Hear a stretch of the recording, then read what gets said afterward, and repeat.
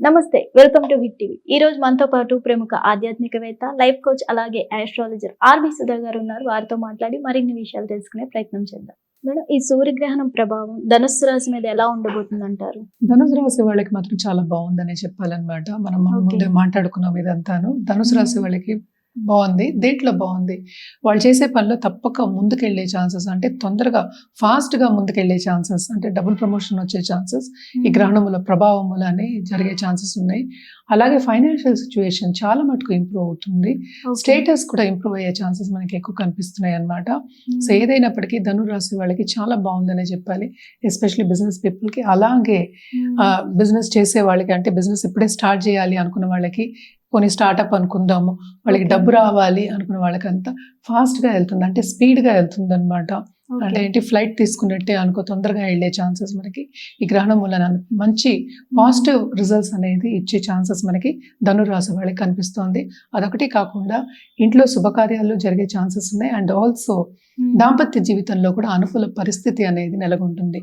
And also long టర్మ్గా వీళ్ళకి ఎవరైనా medical issues ఉన్న వాళ్ళకి కానీ, లేకపోతే ఏదైనా వచ్చి బాధపడుతున్న వాళ్ళకి కానీ కొంతవరకు ఊరట వచ్చే ఛాన్సెస్ కూడా మనకి ఎక్కువ కనిపిస్తున్నాయి. ఏదైనప్పటికీ ఈ గ్రహణం ప్రభావం ధనుసు రాసే వాళ్ళకి చాలా బాగుంది.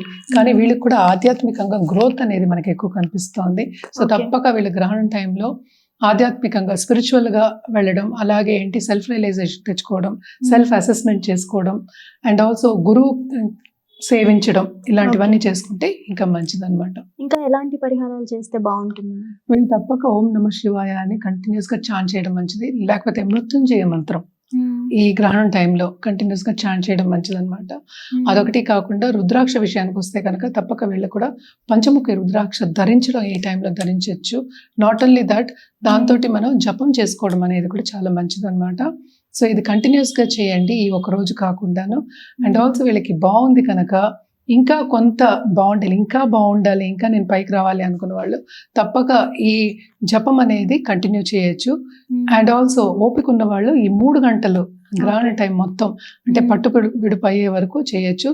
దాని తర్వాత స్నానం చేసి పూజ చేసుకోవడం కానీ, ఆధ్యాత్మిక దీపం పెట్టుకోవడం కానీ చేసుకోవడం అనేది ఇంకా మంచిదన్నమాట.